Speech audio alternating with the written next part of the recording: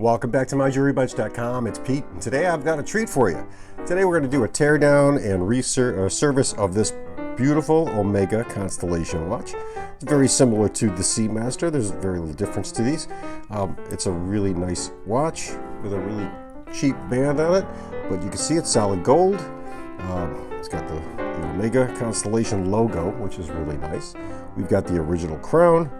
We're going to clean up and polish this case. The crystal's in very good shape, so we're just going to go ahead and polish up the case and leave the crystal alone. And of course, the band is up to the customer. Let's get started.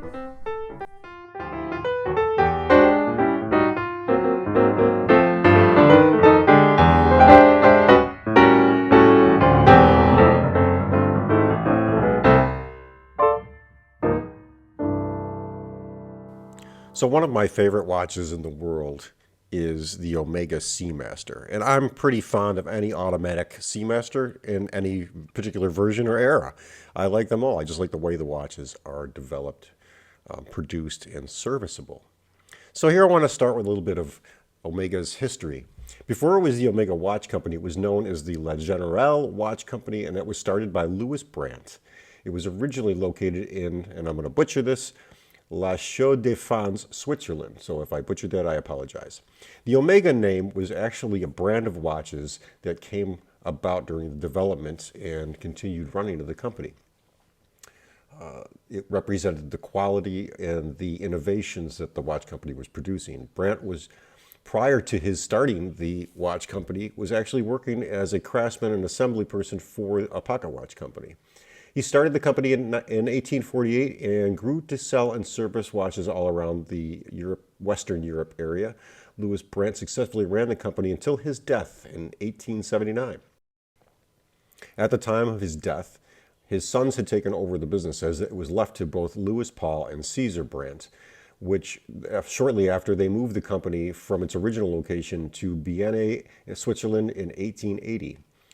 Under the operations of both sons, the company grew, and by 1890 were producing approximately 100,000 watches per year. And it was during this time period that the boys had significantly improved the efficiency of the company as well as the quality of the watches produced. Louis Paul and Caesar Brandt both died in 1903. It was at this time that the company was reorganized and the Omega Watch Company was fully implemented as its company name as well as its brand. By this time, the Omega Company was producing approximately 240,000 watches annually. The company was left to Paul Brandt, who was at the time only 23 years old. It was his influence that drove the company forward and eventually led to the merger of the Omega brand as well as the Tissot Watch Group in 1930. This led to the SSIH Watch Group. Paul Brandt and his associate grew the SSIH Group by acquiring some 50 different brands and watch manufacturers. It was during this time, or during his tenure, that the Omega Watch chronometer movements became highly developed and innovative. In the 1970s, there was a brand war between Omega and Rolex, as they were both at the time the two largest and high-quality producers of mechanical and automatic watches. This was the decade, however, that Rolex began to outsell and take over from Omega brand the high-quality and mechanical watch sales. In the 1970s, the Japanese quartz movements began to take a big hold in the world, and that was led mostly by Seiko and Citizen watch groups at the time. Omega at this time began to produce quartz models as well as mechanical and automatic movements, but this move led to Rolex Group taking an even larger portion of the high-end and mechanical watch market, which Omega was just never able to recover from. So here's some interesting date facts for you about the Omega Company. In 1892, the Omega name became the company's brand name as well as the company name. It became the Omega Watch Company. In 1947, wristwatch caliber 301 was developed by Omega, and there were only 12 made of that particular model. It was later developed and mass marketed. It was in 1999 that Omega was able to successfully introduce the caliber 2500 with the coaxial escapement in mass production. In 2013, two coaxial movements, the 8500 and the 8501, were created exclusively for Omega. They were also billed as the most anti-magnetic watch ever produced.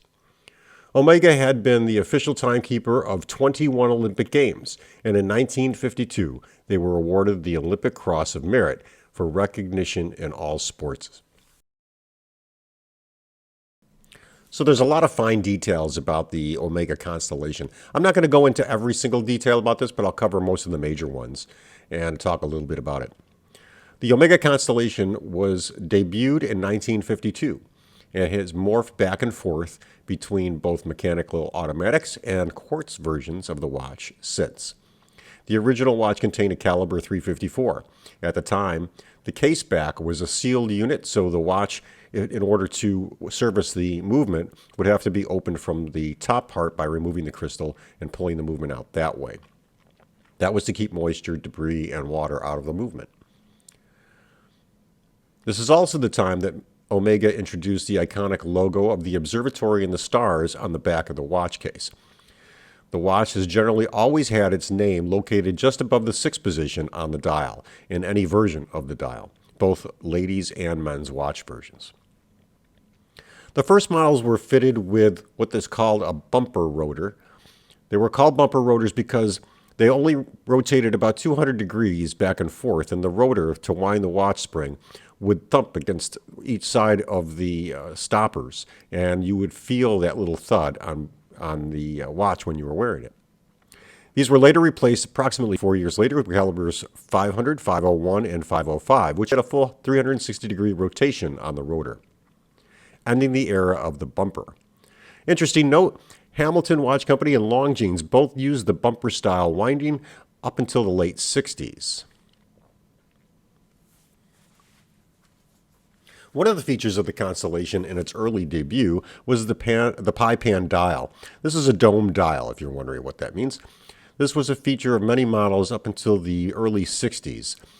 In the mid-60s, as watch styles began to change, Omega changed the Constellation's dial to a flat dial and also created a thinner movement, as thinner watches were coming into style at that particular point in time. Omega was one of the first to do so and continues to this day. Yes, there were ladies' versions of the Constellation, and they began production in the 1970s.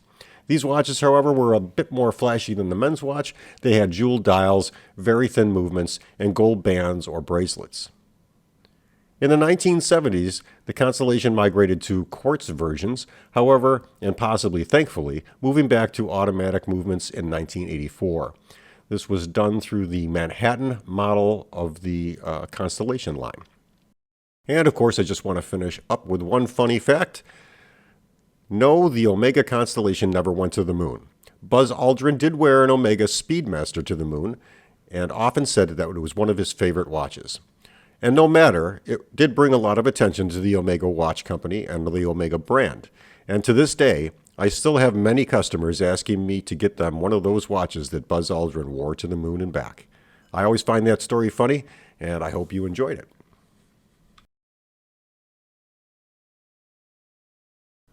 So let's get back to the watch repair. We're putting this watch together. You can see I'm just about halfway done with it, just putting a little oil on each of the pivots.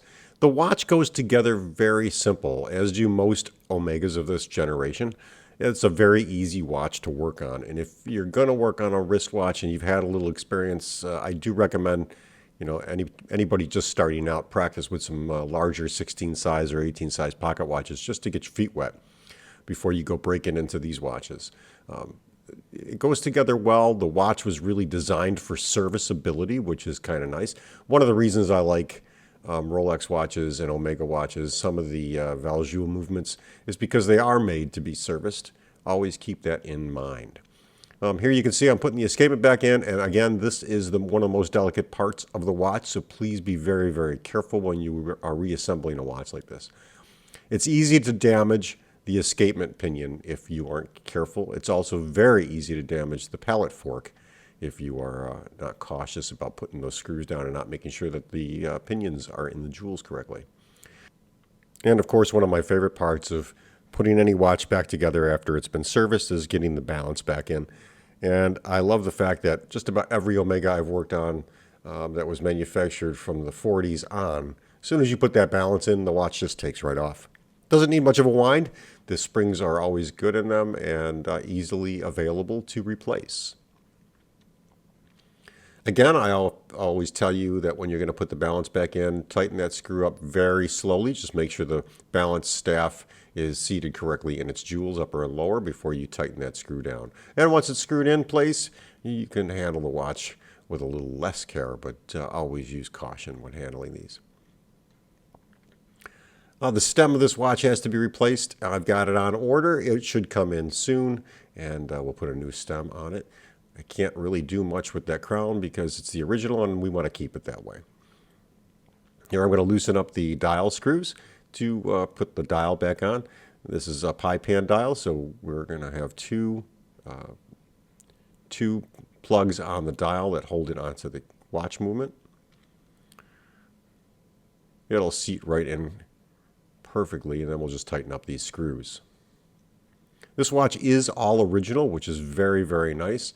I do see some watches come in and they've had replacement parts in them. Somebody's replaced a crown or had the dial redone. This dial is original. It's never been refurbished or restored. And it's in fairly good condition. There was a little moisture damage to this watch, so we're going to put some seals on it as best we can, but because of the rust damage on the stem and crown, there's not a lot I can do without replacing it.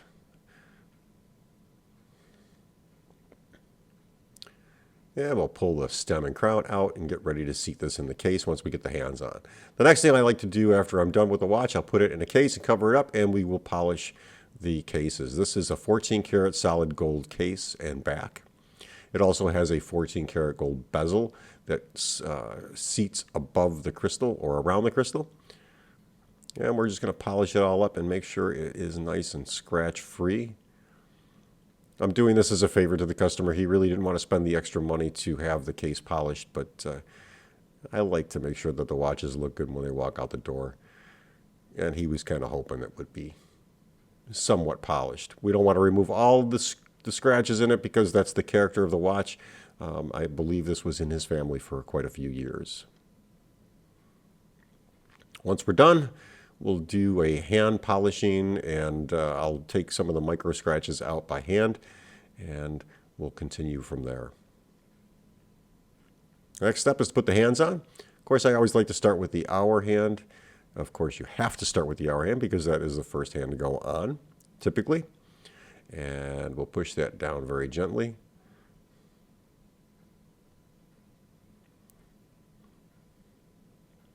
I've done the best I can of cleaning these watch hands. The moisture damage seems to have pitted a little bit of the hands, and I don't want to take a buffing wheel to it because they're a little bit on the delicate side, and they are original, so we're going to leave them there as much as we can. The second hand on this particular watch model does not have a post on it. It only has a small hole, and it just snaps onto the pinion for the second hand chrono. Just keep that in mind. You may think it was broken if you pull it off, but it's not. It's just a little tiny pinhole, and it snaps into place. Got the hands on, got the crystal on. Now it's time to put that the case screws into the watch and get this all set up.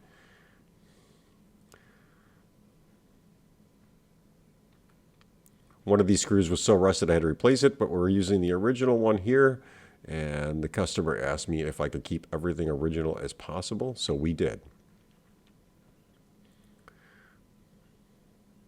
And we'll lock in the stem. It looks like it's all set and running good. The last step is to put the auto winder in.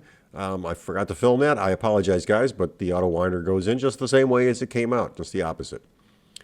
And here you have the finished product. I'm going to buff up this dial or the crystal real quick. I did see some scratches on it, so before I let this walk out the door, I am going to polish it up a little bit. That is the Omega Constellation. It is a beautiful watch. I think all watches from this era are very, very, very finely made watches from Omega. The Speedmaster, the Seamaster, the Constellation, they all fall within, a really good line of watches from the early 50s into the early 70s. I think in the 70s, everything got a little cheaper, and I think most manufacturers, with a few exceptions, lowered their quality. Omega was not one of them, nor was Rolex, but pretty much all the other ones kind of lowered their quality, and I commend these two companies for doing what they did and keeping the quality as high as possible. If you like this video, please give it a thumbs up, and if you're not a subscriber, consider subscribing to my channel. If you want to get notified every time I put up a new video, which is once or twice a week, you can hit that little bell button. And if you want to see more, please go to my website at www.myjewelrybench.com for more tips, tricks, and videos. Thanks for watching, guys, and have a great day.